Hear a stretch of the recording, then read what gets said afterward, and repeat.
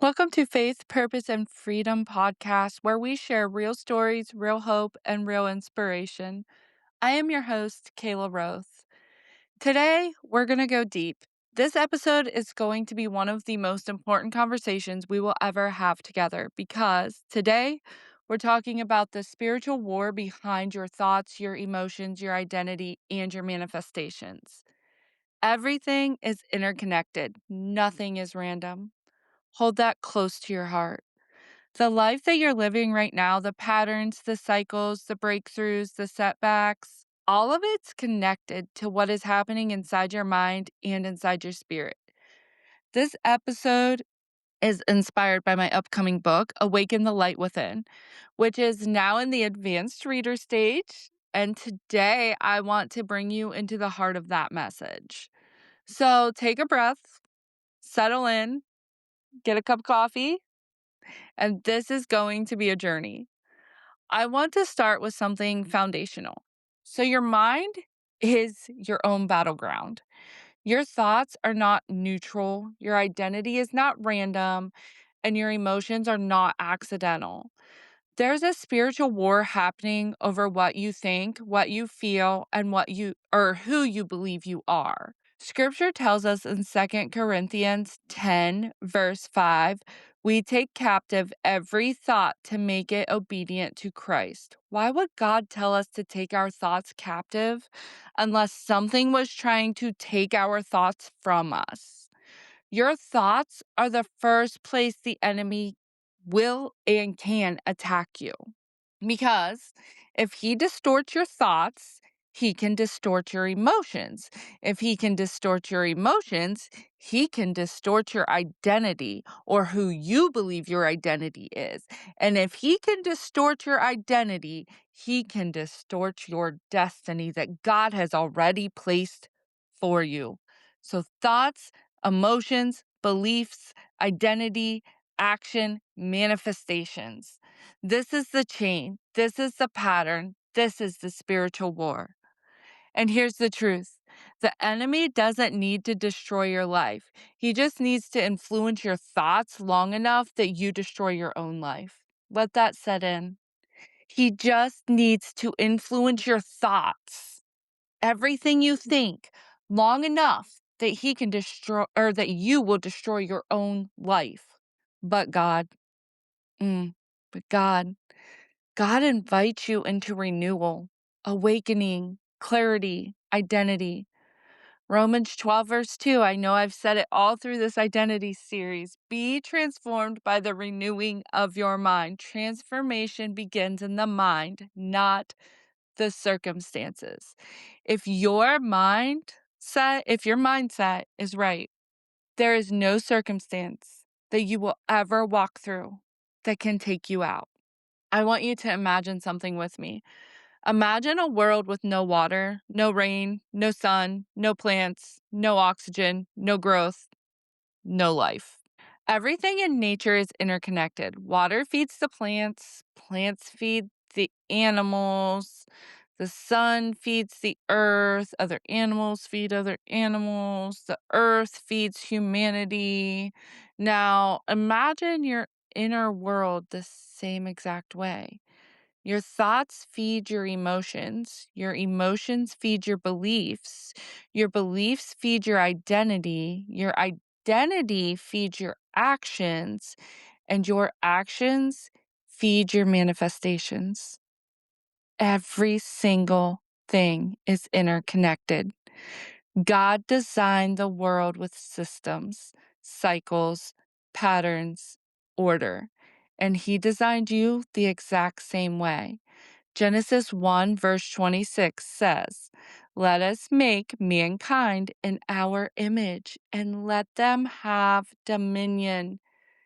What is dominion? Dominion, authority, responsibility. God gave you dominion over your inner world, over your thoughts, your identity, your focus, your choices, your manifestations. What an honor. What a privilege and what a responsibility. You're not powerless. You're not stuck, and you are not at the mercy of your circumstances, no matter what they are. You are living in a divine design, guys. Now let's talk about science for a minute. Your brain, it processes billions of bits of information every single day, but you are only consciously aware of a very tiny fraction of it. Your brain filters information based on what it believes is important. So, this filtering system is actually called the reticular activating system, RAS. So, let me show you how that kind of works. You've seen red cars your whole life. Suddenly, you decide you want a red Ford Focus. And I say that because my son had one as one of his first cars. And now you see them everywhere. Every single place you look, there's a red Ford Focus. Your brain works exactly like the algorithm on your phone or on the internet. What you search, what you click, what you linger on, what you consume, what you repeat. So your brain will show you more of. If you look up negativity, if you consume drama, if you fixate on fear, if you scroll through chaos, your brain becomes stuck in negativity. It becomes your mental feed, your emotional feed, your spiritual feed. But if you begin looking at good things, if you study mindset, if you learn about manifesting, if you explore neural pathways, if you consume hope, if you are looking at more ways to make money, your brain begins surfacing more of that. You get what you look for. You see what you seek, and you manifest what you meditate on. This is not magic. This is neuroscience. This is spiritual law. And this, my friend, is identity. So let's go a little bit deeper. Your brain builds neural pathways, trails in the mind created by repeated thoughts and repeated behaviors. The more you walk a path, the easier it becomes to walk it again, right? So the more we do something repetitively, the easier it becomes. If you've spent years thinking, I'm not enough, I'm always rejected, I'm stupid, I'm stuck, I'm broken, I'm alone, nothing works out for me, your brain builds pathways that support those exact beliefs. So when you begin shifting your thoughts, which at first can become very uncomfortable, but the more you pressure yourself to do it, the more you push yourself to do it, the more you coach yourself to do it, it becomes easier. So when you begin renewing your mind and you begin speaking truth, you begin aligning with identity, your brain begins building these new neural pathways. And this is why mindset work matters. This is why coaching matters. It's why reflection matters. And it's why prayer matters. So you begin to respond to situations instead of reacting. You begin to choose instead of spiraling. You begin seeing instead of fearing. Rejection becomes redirection. Obstacles become opportunities. Challenges become places of growth, and growth becomes impact. This is awakening. This is identity. This is transformation, my friends. Let's talk about manifesting because this is where people get confused.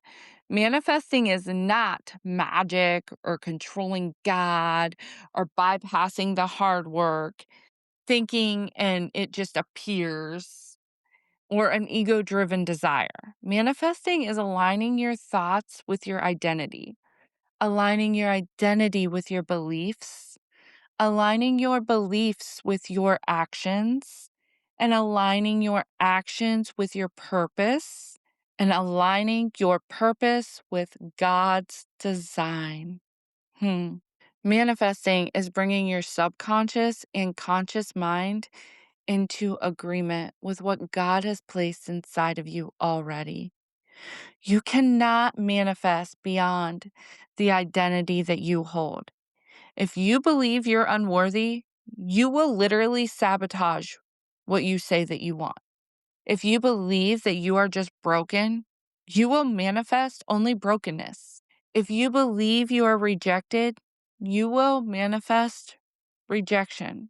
But when your identity shifts, when you see yourself as loved, as chosen, as capable, as called, worthy, and as powerful, you begin manifesting a lot differently. Manifesting is not replacing God. Manifesting is partnering with God. Let's talk about activation. So, here are the steps to begin manifesting what you desire aligned with God's design for your life. So, the very first step is awareness. Notice what you've currently been manifesting. And these patterns will reveal beliefs. I want you to become very aware of your current circumstances. I want you to become aware of your thoughts, your emotions behind them. I want you to think about the situations you go through in life and the situations you walk through, your experiences. And I want you to journal. And then I want you to go in and I want you to look at these and go, where did I react? How did I approach the situation or circumstance? So for me, I'm going to share my own past. I noticed that I was reacting to things and deep down in my subconscious, we have our subconscious and then we have our conscious mind. And your subconscious is like that little ball in the middle and it protects us. It keeps us safe. So, as a child, when we experience yelling or screaming and hollering, we learn that those situations might be unsafe. For some children, the yelling, screaming, and hollering may lead to abuse. I have clients that went through very abusive situations growing up. So now, every time they hear yelling or screaming or hollering, they instantly, as an adult, now they're like, okay, I'm an adult. I can control the situation. I can take control. Nobody's going to hurt me. And so when they hear that yelling, screaming, and hollering, their first instinct is to swing. And that it comes from a place of reaction because of the trauma stuck in the subconscious that we haven't pulled out. Someone might be yelling. They could be yelling fun. They could be like, "Hey, how you doing over there?" And all of a sudden, the person that hears that yell instantly swings just because yelling in their subconscious means danger. And instead, they didn't just respond and be like, "Hey, how you doing?" back. So we have to really become aware and we have to journal. Um, this is a lot of times where that fight or flight comes from too. And it comes from things we've witnessed, we've seen, and things stuck in our subconscious. So we have to really be willing to journal. And journaling worked for me. What might work for me may not work for you. Some people are better with talk therapy and just talking and getting it out. I was really good with journaling, and the more I journaled, the more I realized that I had buried things deep in my subconscious, things I forgot were even there, things I forgot I even walked through in life. But the difference is, in the moment when you're in chaos and your life is chaos and you're on this roller coaster ride, it's really hard to go back and be like, "Oh, yeah, I went through this, so that's why that happened." Like, no, that's just not how it works. You have to truly be, um, very serious about it. You have to be willing to sit down and be intentional about digging deep. So step 1 is your awareness stage. You're going to become very aware. You're going to become aware of who God actually says you are. And then you're going to also become aware of the situations, the circumstances, the patterns, the beliefs that you're believing. Step 2 is identity. Who do I believe I am? Who do you believe you are? Who would I need to become to manifest what I actually desire? Ooh, oh, that's good. So, who do you need to become to manifest what you actually desire? Do you need to become confident? How are you going to get to that confidence? What do you need to do to be confident? What old beliefs do we need to get rid of and replace? This is where you can really start doing the rewiring. So, I I am, one thing I used to always say is I'm stupid. Every time I made a mistake, I'm stupid. I'm stupid. I'm so sorry. I'm stupid. And I learned to just start being like, I'm learning, I'm growing, I'm intelligent, I'm learning, I'm growing. We all make mistakes. Why do we put this on ourselves that we have to be some perfect person? Because we're not. And that's okay. So, step three is where we're going to focus. We're going to audit our algorithm. What are we consuming? When we turn on our Facebook app, what are we scrolling through? What are we seeing? Are we seeing news that gives negativity constantly? Are we looking at reels that are constantly just putting negativity in us? Are we listening to music that is all about drugs and alcohol and sex? What are we consuming? What are we thinking constantly? Because obviously, what we're consuming goes into what we're thinking. Look at the people you're around. Um, you can be nice to everyone and love everyone, but you will notice when you start to grow that people will fade out of your life. And oftentimes it's just because it becomes uncomfortable for them, only because they don't know their identity yet. It's not about you. And it's okay. It's about growth. But you can still always love them. You can even check in. Hey, I hope you're doing well. You see them at the grocery store. You walk past. Hey, I hope things are going great for you. Think about you often. Simple things, but you don't have to have negativity sitting at your table. It's not necessary. Give yourself permission to grow.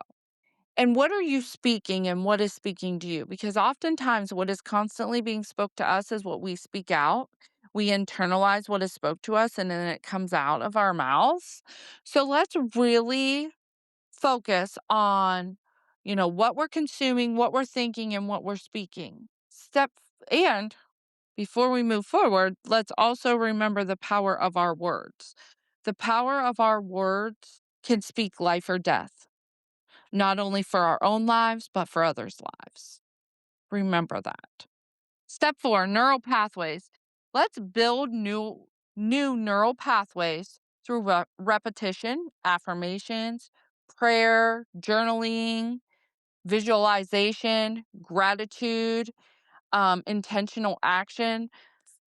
I like to get up in the mornings and, I like to pray and spend my time with God. Affirmations. I am a multimillionaire. Not I will be. I am a multimillionaire. I am a multi-billionaire. I am feeding the poor. I am clothing the poor. You can speak these things into existence for your life. I am making a difference in the lives of others. I am loved. I am chosen. I am fearfully and wonderfully made.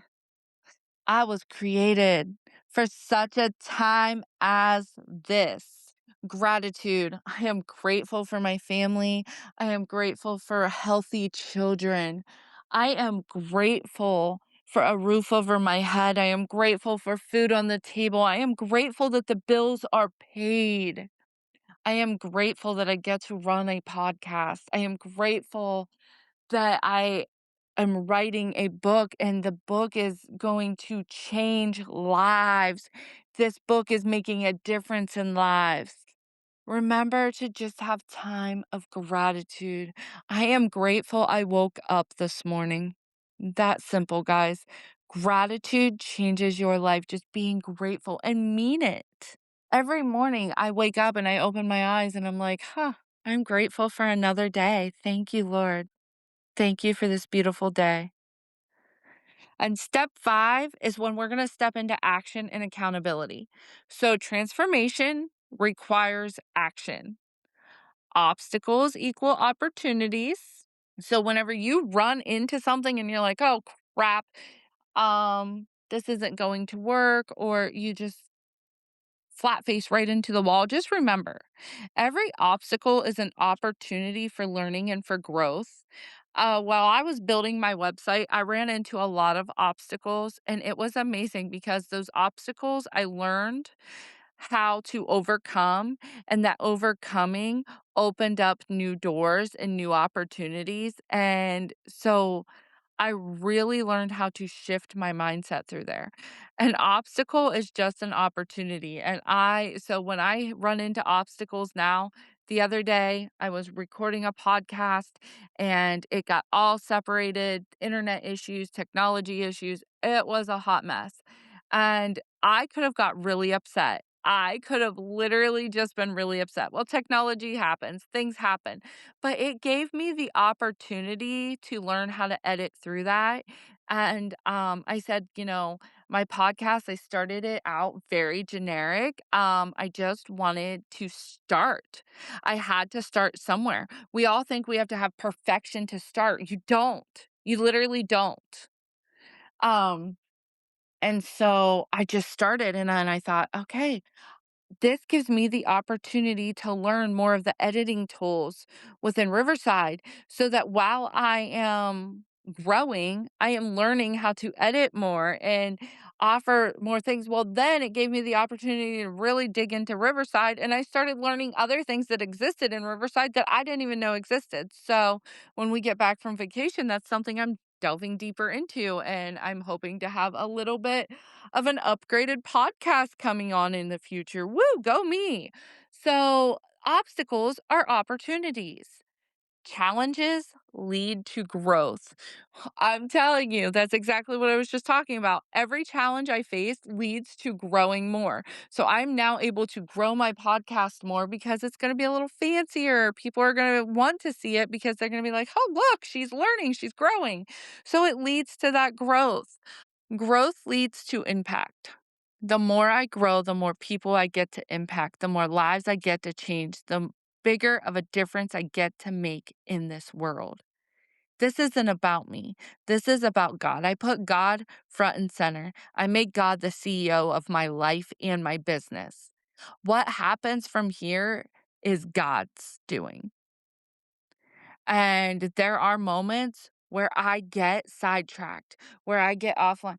My coaching, I was like, you know what? I don't think I want to focus just on faith-based coaching because, I want to help everybody. I want to lead everybody. And so I started just really delving into that. And then God kind of pulled me back and he's like, yo, over here I am. We started this together and now you're leaving me. And I realized, like, whoa, Kayla, get straight with God. I do want to help everyone. However, everything I do will be God front and center of my life because He has brought me through things that nothing in this world ever could. God pulled me out of a dark hole the night I wanted to take my life that no one in this world ever could have pulled me out of. God will be the CEO of my life and my business forever. My Heavenly Father loves me more than anything in this world ever could have loved me. And my love for Him is stronger than anything in this world. I will always make sure that God is front and center in my life. Remember, you are one decision away from a completely different life. We all are. It's up to us if that decision we make is going to lead us to a completely different life in a negative way or a completely different life in a positive way. The choice is ours. If today's episode spoke to you, if you felt something awaken inside you, if you felt clarity, if you felt conviction, if you felt a little bit of hope, I want to invite you to dive deeper. You can join my gifted 60-minute coaching session and explore your identity, your mindset, your neural pathways, your manifestations. We do some personality tests and I love to do disc profiling and meta profiling. It really just helps you tune into who you are. But I've noticed with mine, I also am able to tune into who other people are. And this all really is helpful. And then what I have found is it really helps us level up in our personal and professional life. So if you're already a CEO, but you just feel like something is missing in your life, this is for you. This is for you to overcome. Some of those obstacles and you will really see things level up in your personal life and your professional life. For those of you, maybe you're just starting out and you're kind of like lost, you don't know exactly what you want to do. for you also. We can level you up in your personal life and your confidence and your strength and your courage, and then really dig into your identity and dig into your passion and your purpose and level you up in your professional life, get you moving, get you started, figure out where you want to start and get you going. If you are interested in becoming an advanced reader of my book, Awaken the Light Within, email me at kayla@faithpurposefreedom.com and I will send you the first 6 chapters. And then, whenever the book comes out for the first 5 days, you will be able to purchase it at an extremely discounted price and be able to give a review. Those of you that leave that review will be entered into a giveaway for my husband's photography, Eric Roth Photography, and you will win a framed portrait of your choosing. Go give him a follow on Facebook. And then you can also get involved with Against the Given Odds. I have become the director with Against the Given Odds. I am beyond excited, thrilled, and honored to support youth. And anybody that knows me knows our youth is what sent me into ministry. Our youth is what sent me down this path. I A few years ago, my son lost his best friend in a tragic accident, and in those moments, I had lots of youth enter my life, and I witnessed the brokenness, the corruption, the oppression that exists in the world. But what I also witnessed is the fact that we just live in a world where people don't know their true identity. And this next generation, oh, they have an anointing over their lives. And I'm just so honored and blessed to be able to be a part of this and be able to delve into them and love on them and support them. We have mentoring, we have licensed counselors, we have financial literacy, um, some amazing things, continuing to grow, faith based Bible teaching in there. All kinds of cool things. So, if you're interested in donating or enrolling a child, even volunteering, we're accepting volunteers. You can visit againstthegivenodds.org and get more information. We're excited to share more with you. If you are interested in sharing your testimony, you can apply to be a podcast guest, and I will put the link in the show notes. And remember, guys, you're not stuck, you're shifting. You are not behind, you are becoming. You are not lost, you are being led. Awaken the light within you. Step into your identity, renew your mind, transform your life, manifest your purpose. I'm cheering for you. I believe in you, and I'm honored to walk with you through this journey. Thank you for joining me today on Faith, Purpose, and Freedom. If this has blessed you and you feel led to partner with me, you can do so in the link in the description or on Cash App at hashtag Faith, Purpose, Freedom, capital F, Faith, Purpose, Freedom.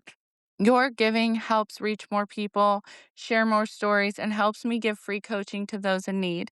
Remember to keep sharing hope everywhere you go. I'll see you in the next episode. We're wrapping up mindset and manifesting next week, and we are moving into activation come August.